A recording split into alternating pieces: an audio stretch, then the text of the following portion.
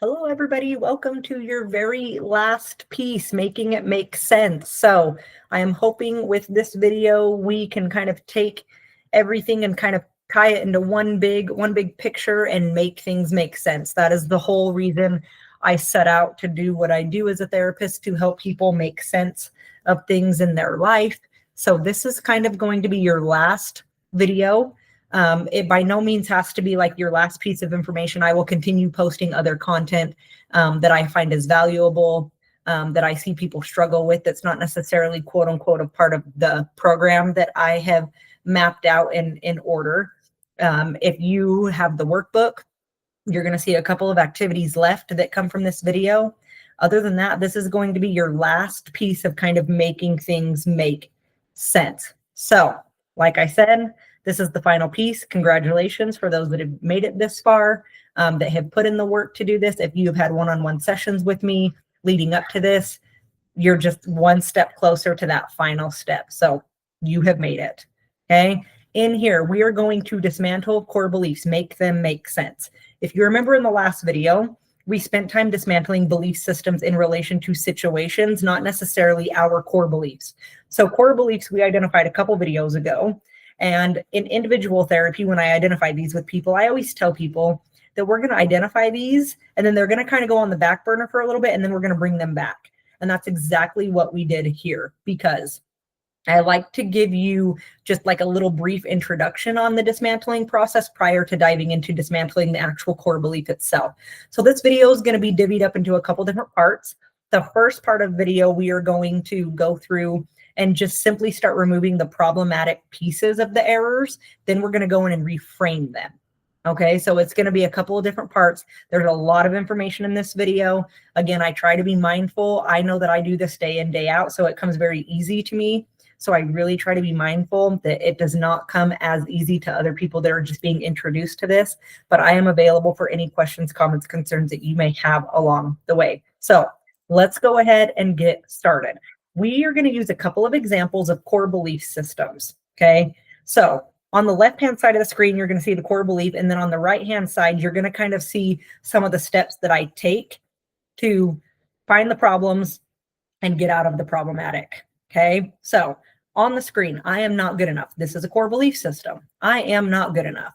First things first, I like people to list their possible consequences, because if you do not have a good grasp of what your consequences are, you're not necessarily going to know if you've made progress. You might feel it, but if we can't sit down and take negative consequences, negative emotions and behaviors, and then be able to voice or write down what positive consequences, positive emotions and behaviors we've had, that's kind of a problem. We really want to make sure we have, quote unquote, a way to measure this. And that is kind of my way to help people measure this. Okay, so I'm not good enough. Possible consequences is you can become despondent, self-isolating, you withdraw, you have a loss of pleasure or interest in things, intense self-consciousness, negative self-perception, etc., etc., etc. Again, if I pull out the feelings wheel, we are going to be able to go on and on and on about the emotions that we feel simply by just saying we are not good enough. Okay, so list out your possible consequences. Now you're going to identify the problem. So the problem here is the word not. I am not good enough. Not is all or nothing. And it's so absolute, and it's just undialectical, right? When we say I'm not good enough and we leave it at that, that's not a very open-minded way of thinking. And if you remember, dialectics is open-minded thinking. So we really want to make sure, okay, we're being dialectical here. We want to reframe it to be dialectical. So the third thing that I do with people is now I have them remove the problem and see what they're left with. So if you remove not, that was the problem, you're left with I am good enough. Okay. And I always tell people in individual therapy, I'm like, funny how when you remove the error, things actually make sense. Some people will argue, though, that I am good enough is also all or nothing because of I am. And I would agree, but you have to remember, thinking errors become problematic when A, you have no evidence to support it, and B, it causes distress. And it's causing distress because of the first one, okay? Because it does not make sense. That's why the distress is there. There is no evidence to support you are not good enough. You are going to do an activity later on in this video that I'm going to actually show you why the core belief itself doesn't make sense, which is what you're doing now, but now your reasons behind it don't make sense either. We are not there yet. So when I say there's no evidence to support that I'm not good enough, I can already hear people like, oh, I can give you a whole list of evidence. I'm going to disagree with you. You will see why when we do an activity later on in the video. For this part of the video, I'm just focused on getting you used to what the problems are so you can start to see the core belief itself does not make sense. We're going to dive into your reasons, your quote unquote evidence at a later time.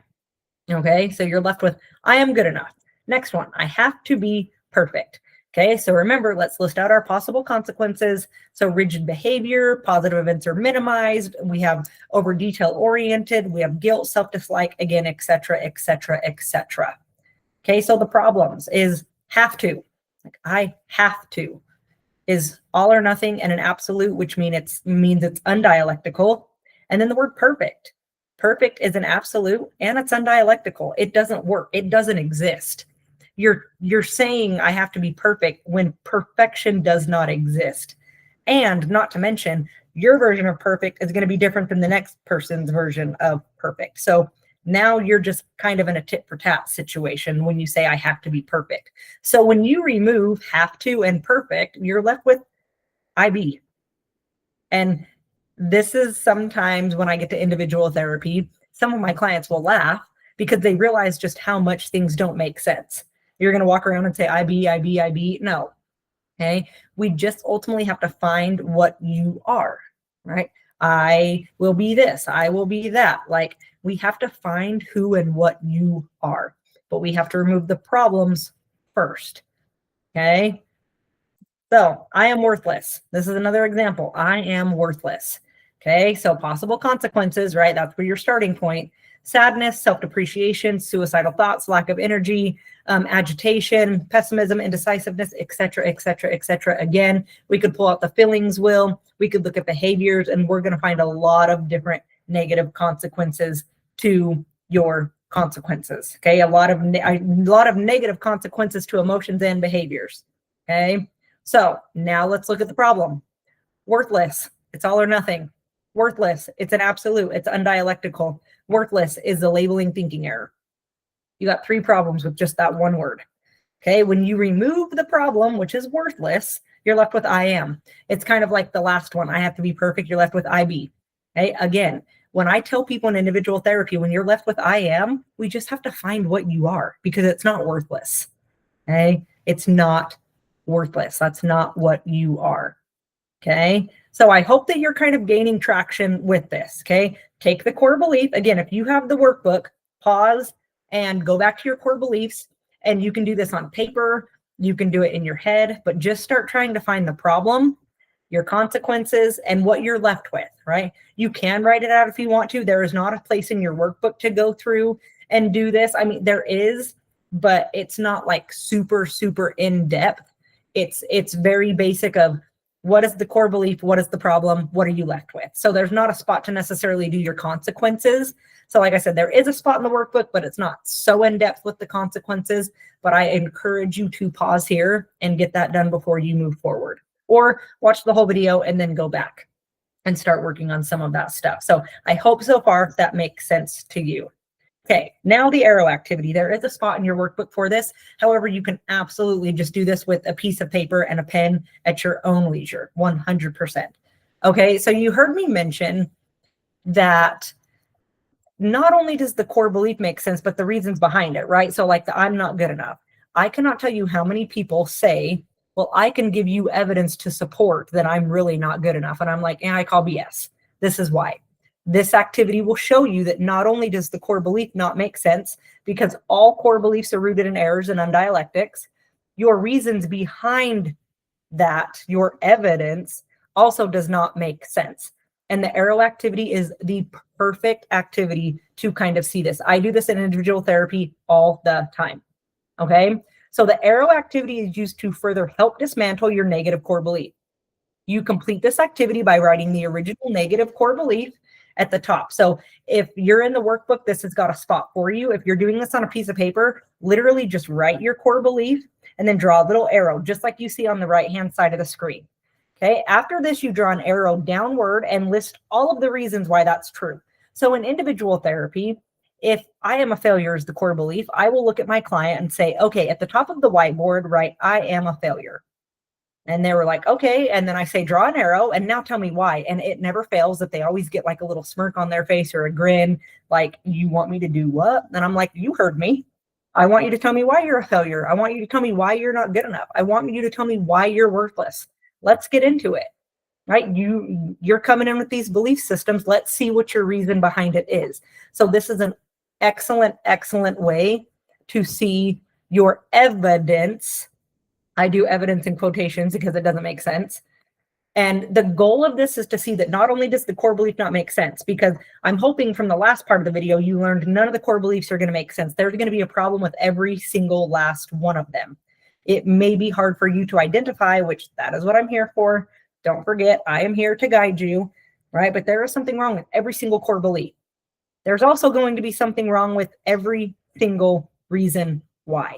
Again, the goal is to make it make sense. If you do not recognize what your reasons are and what the problem is, you're never going to be able to make it make sense. Okay?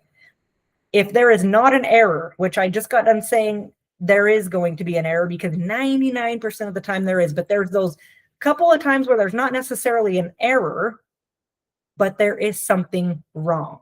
So on the screen, I have said, if there is not an error, you will typically see the reasoning not making sense, leaving you to ask, what does that mean? And I put in parentheses, this is from mindfulness in module 2 or dialectical behavioral therapy. That was the second set of videos that we did. Anytime you see the word module, it's because the workbook is broken up a little bit in different terminology, but it is from mindfulness and dialectical behavioral therapy. If you've not watched mindfulness, I encourage you to go back and watch that video in this session. Okay, so now let's do the example on the right-hand side of the screen. So, okay, step 1, we start with the core belief. I am a failure. We've done that.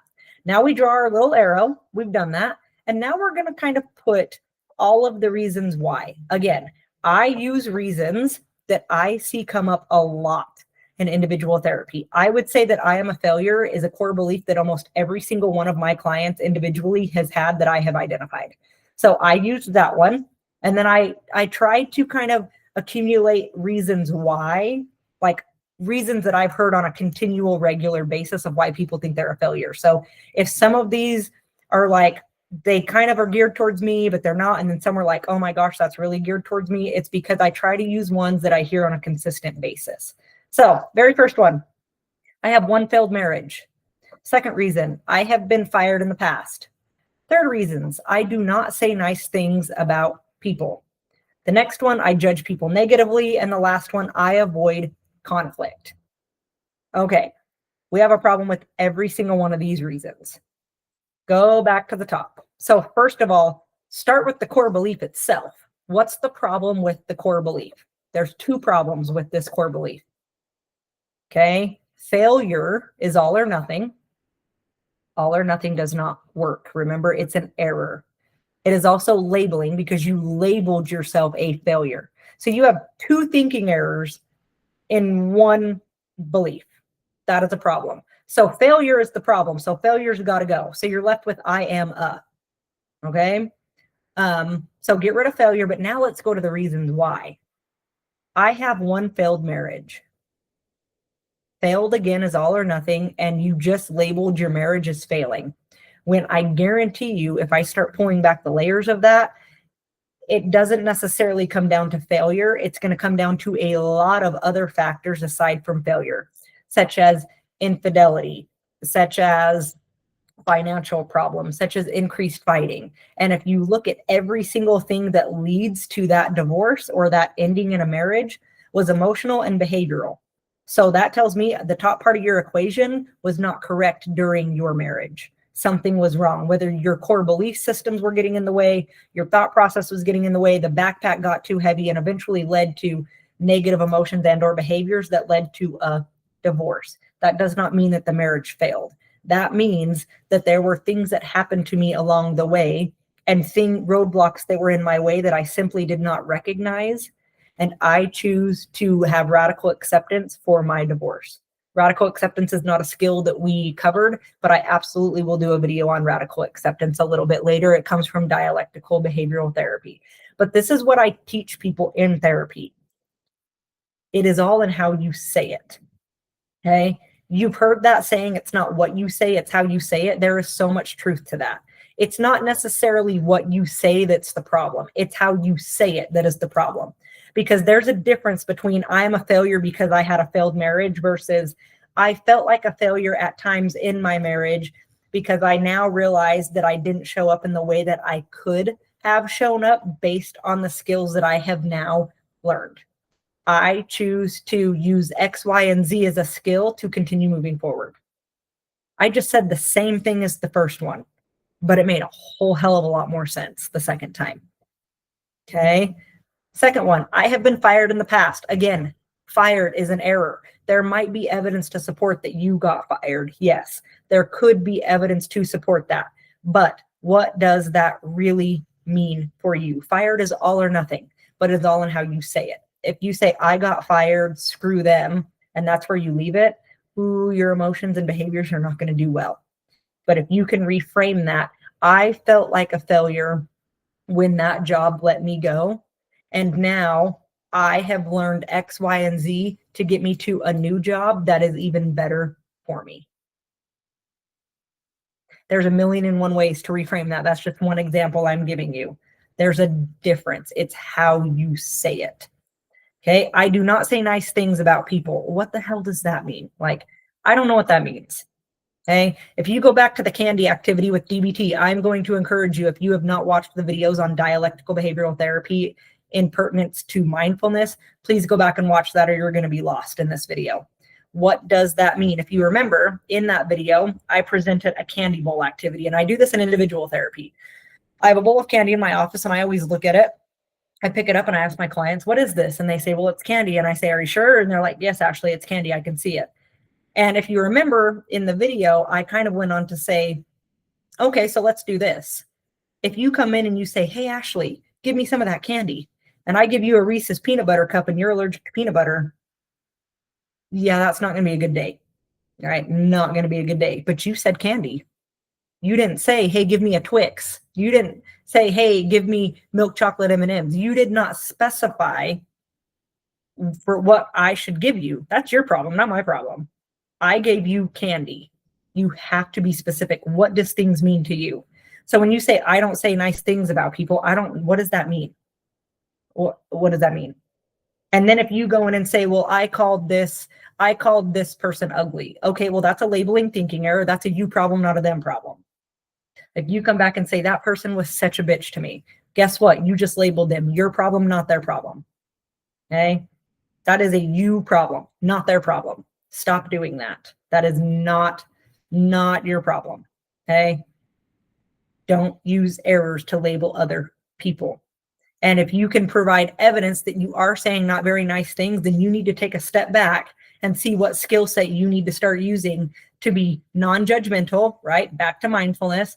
And what does that really mean to you? Do you really want to waste your effort and energy on labeling other people when you know you're using errors, essentially? I don't know about you, but I do not want to do that. Okay, this next one kind of goes hand in hand. I judge people negatively. I don't know what that means. I avoid conflict. Avoidance is the child ego. And again, what does that mean? Avoid what? Like, what are you avoiding? Okay. And then childlike ego, right, is, I'm not going. I'm just going to avoid that. Okay. So as clearly we're not using a skill set.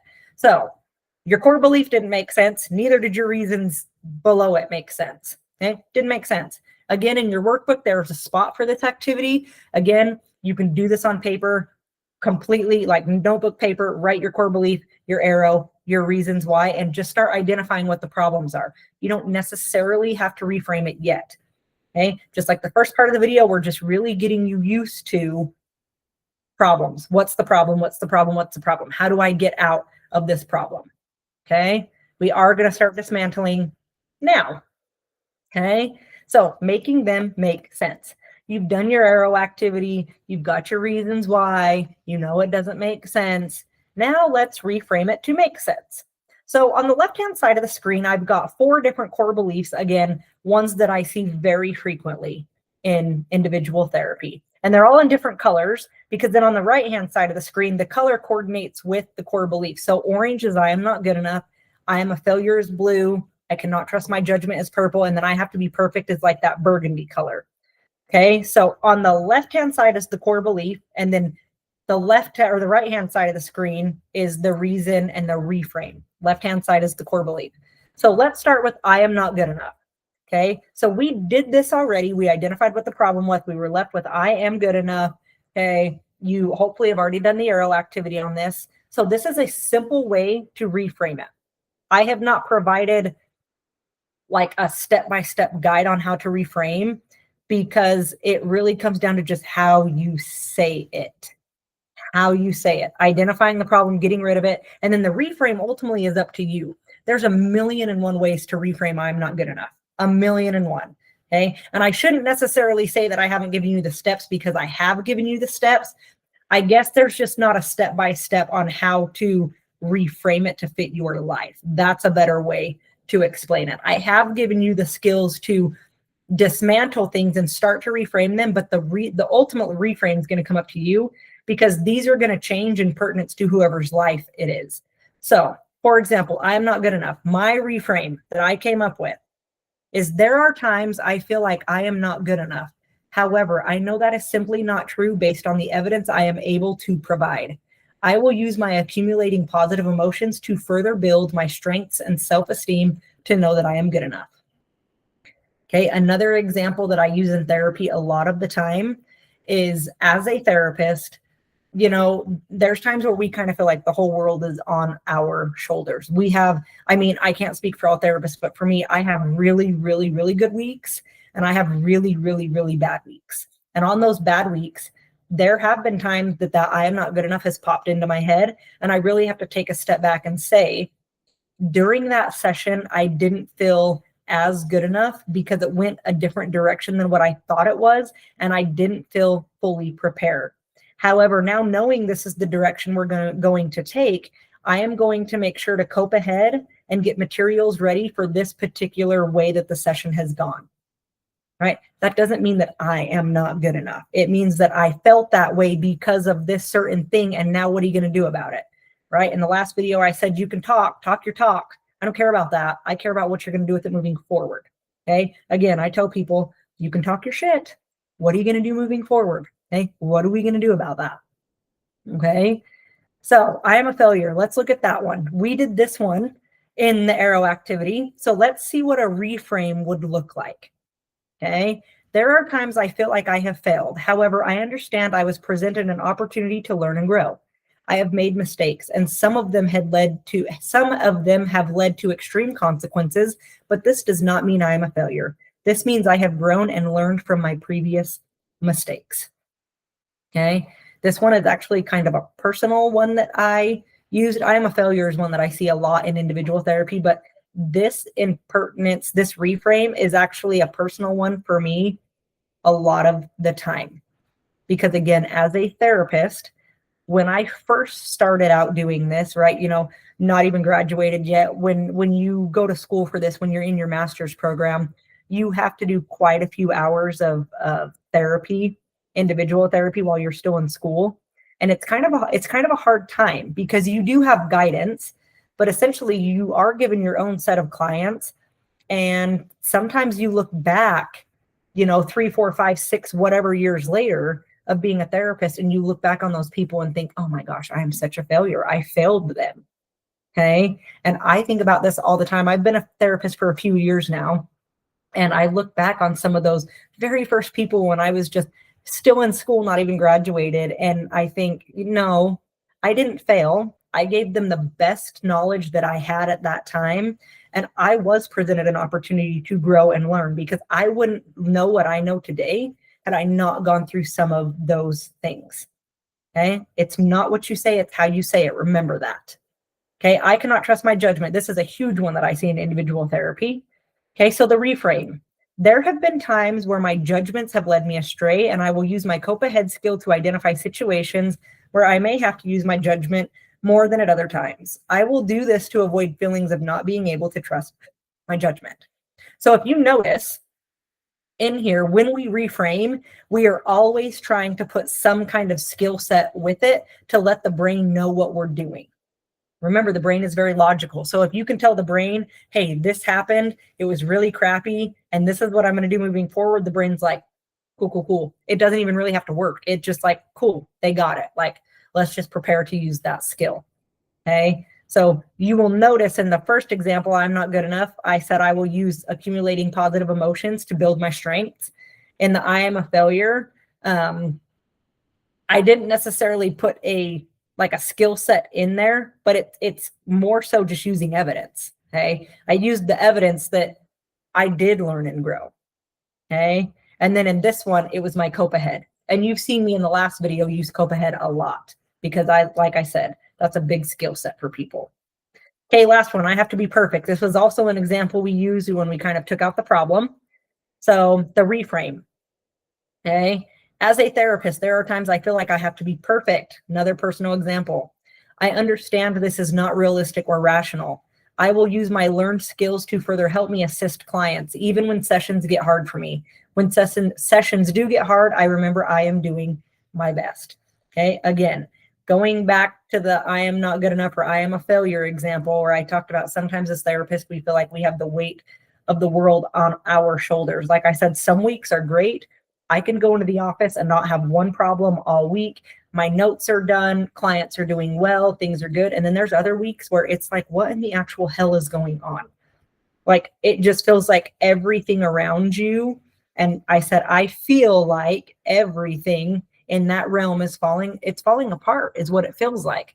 I know that's not dialectical and it's not true, but even us as therapists don't always come out of these errors. Okay. So again, that's a personal example, but I want you to go through and make them make sense. Use these examples to make them make sense. Okay. All you are doing is identifying errors, removing the errors, reframing it, looking at behavioral egos. What does that mean? Making things make sense. I know it is a lot of information, but it is absolutely life-changing when you learn it. Okay. Up to this point, questions, comments, concerns. If you do things in your workbook and you're like, I want to make sure that I am reframing this correctly, let me know. At this time, if you want a one-on-one session to kind of review things and go through and make sure you're getting the information correctly, by all means, let me know. We will get you through this. Okay. We will get you through it. So just let me know whatever you need help with. Okay. Next slide is old way versus new way. This is just a simple little slide that I added because in your workbook, I have a space for you to kind of do your old versus your new way. So your old way was kind of the old core belief that you started with, like, I have to be perfect, I'm not good enough, on and on and on. Okay. So I have provided some examples here just to kind of show you. So I should have done something was the original core belief, was the old way, to the new way, I have learned and did the best that I could. So this is just a little example of how easy and simple the reframes can be. Original core belief, I have to be perfect. That's our old way versus our new way. New way is I am allowed to make mistakes and learn from those mistakes. Okay? I can't trust anyone was our old way versus our new way is I choose who I trust based on my previous evidence. I am worthless. That was our old way to our new way of I deserve to take credit for my worth. And our last one, I'm not good enough, was our old way to our new way of I do things in my life that make me good enough. Okay. Old way versus new way. Okay. That is how simple the core beliefs can become. When you reframe just the core belief itself, that's how easy it can become. Okay. So with that, making it make sense review. Upon finishing this video, you should have how to make your core beliefs make sense, understand the completion of the arrow activity, your old versus new. I hope you have enjoyed this. Please subscribe to the channel for more content. We are going to dive into more dialectical behavioral therapy skills. We're going to dive into the cycle of emotion, which is huge. It's actually another piece that I use in individual therapy. We are going to go over marriages and relationships. We're going to do the Gottman Sound House. We're going to do relationship roles.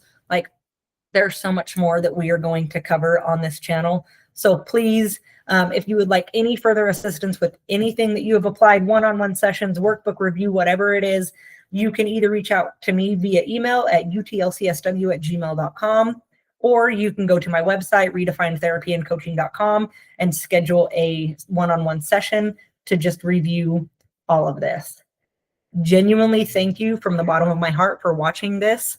This is something that I am really striving to push and really get the information out there to as many people as possible, people that maybe cannot afford therapy or the education regarding therapy. So anybody that has watched this and any of you that see me individually, truly thank you. I know those of you that see me individually kind of know what some of my goals are, and you guys are all really, really great in supporting that. And so thank you truly from the bottom of my heart to taking the time to watch this and allowing me to be the one to kind of help you through some of these things. I really, really do appreciate it. You guys are essentially helping me reach some of my dreams and my goals that I have personally as a therapist. So again, thank you. Gratitude all around. Thank you so, so much. I will see you guys soon.